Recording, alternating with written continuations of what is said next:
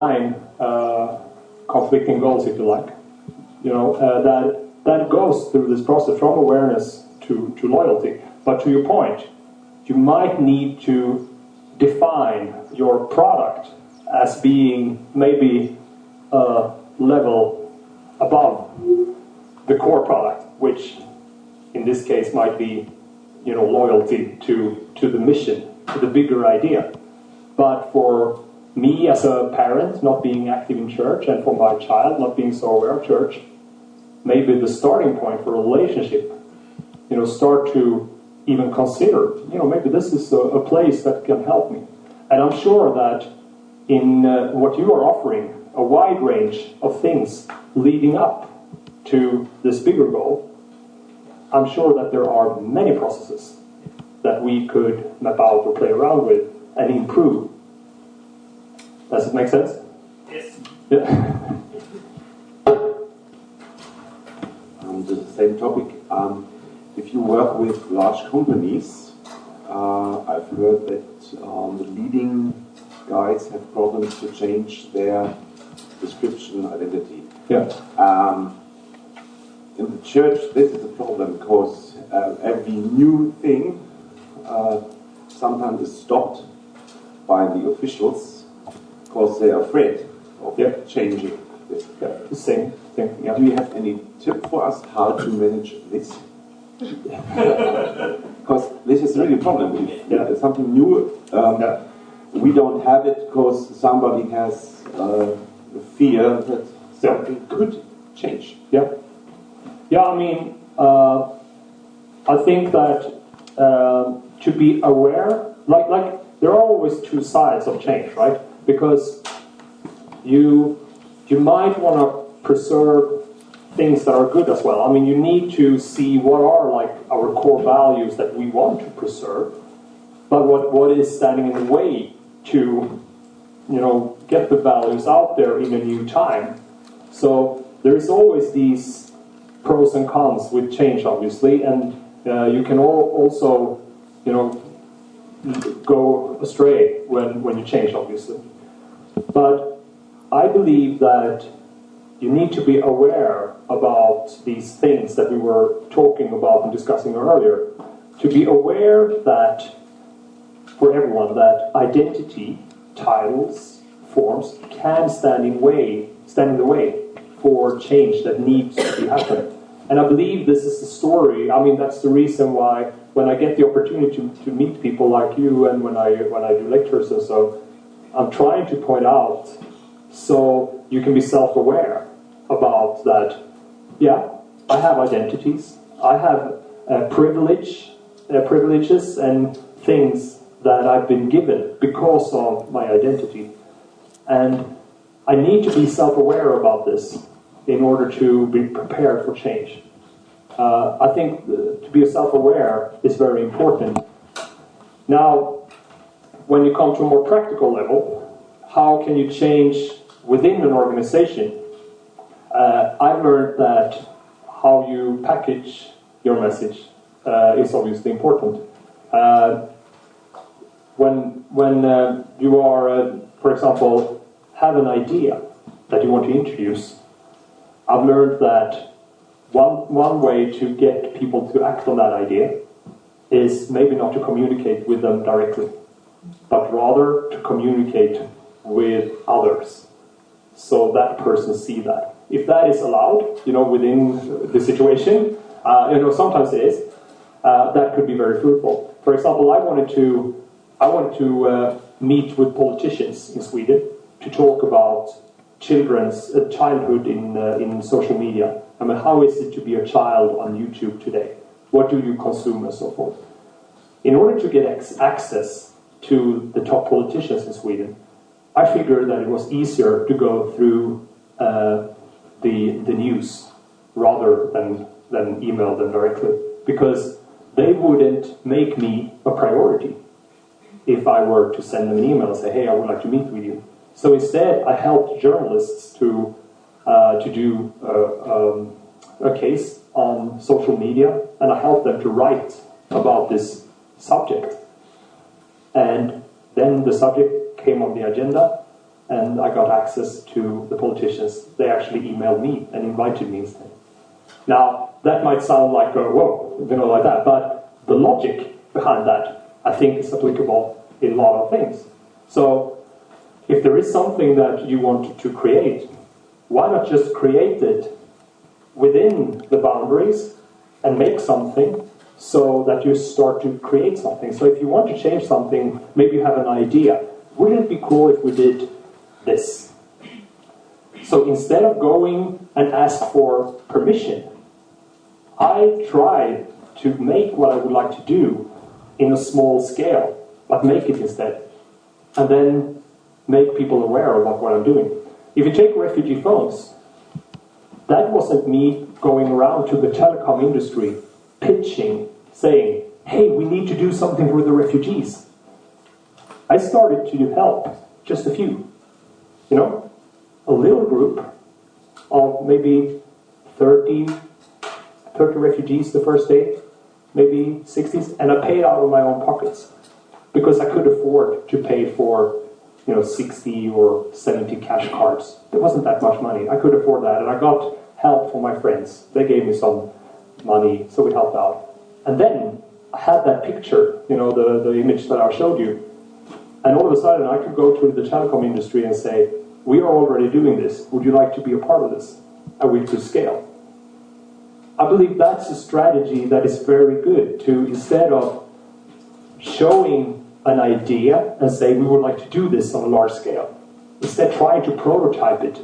Make a little prototype for real. Make a little project with the means that you're already having. You can usually do more than you think with a little bit of out-of-pocket money and a little bit of what you're already having within the boundaries, and then make a case movie, like I'm showing, or take pictures, or document it in a way that shows how positive it is, how good it is, and then rather communicate that. That is what I've learned is working much better. So usually when I have an idea, I just start to do it with the means that I'm having, and then I'm trying to document it and show it. And sometimes I even go through journalists, So that is the strategy that I can use. It's a little bit daring, but, I'd rather ask for forgiveness than for permission. But it's a very good question, and it is a hard question. It is hard. I mean, it is. We're big groups of people, institutions, etc. They are hard to change. To be a change agent in those is hard, but it's important.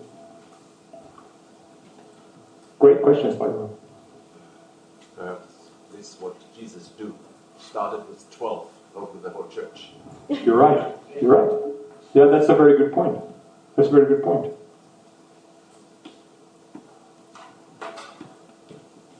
But did he do a case movie? He should probably have done that if he had a mobile phone, or maybe some of the others would like, oh, this film. Hey, wow, this is cool.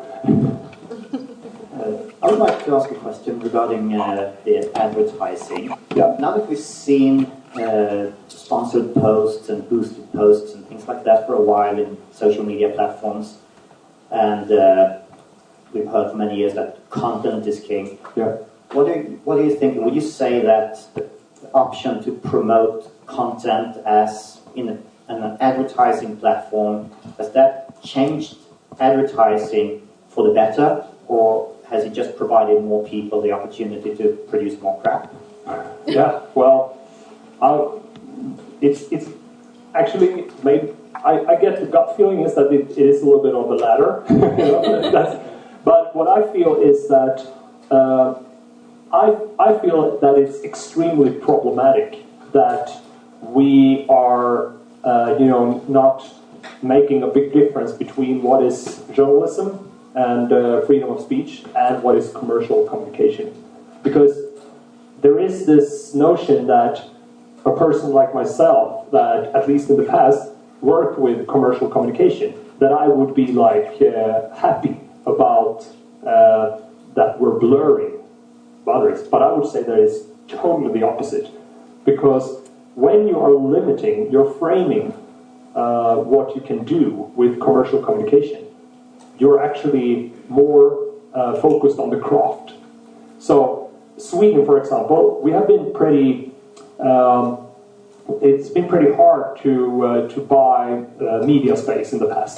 We didn't have a lot of commercial TV stations, so we only had like one, and after a while, cable network comes out. But still, the majority of the people were looking at public service or at Channel 4, which had a very limited amount of advertising compared to the non-commercial content.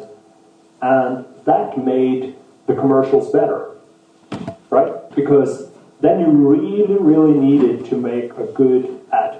It is like the Super Bowl commercials in the US.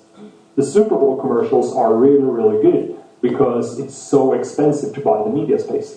And what's happening now with sponsored content and so forth is that the quality goes down because it's too easy to buy media space. And I think that is part of the explanation why there is a crisis for a lot of the news outlets, because it's too easy to buy people's time, and we're filling the time with crap. Whereas the ones that are succeeding, they are more helping people in the user journeys, like Uber, Spotify, all these. They're really helping people with something that they really need help with, instead of just pushing their message towards them. So I'm not a fan of the sponsored content theme that is happening right now in society. But I believe that we have to be obviously open for all the possibilities that media is giving us. And that it might be the only positive things with that is that we are, if we are working in communication, we are getting all the assets available for making our content.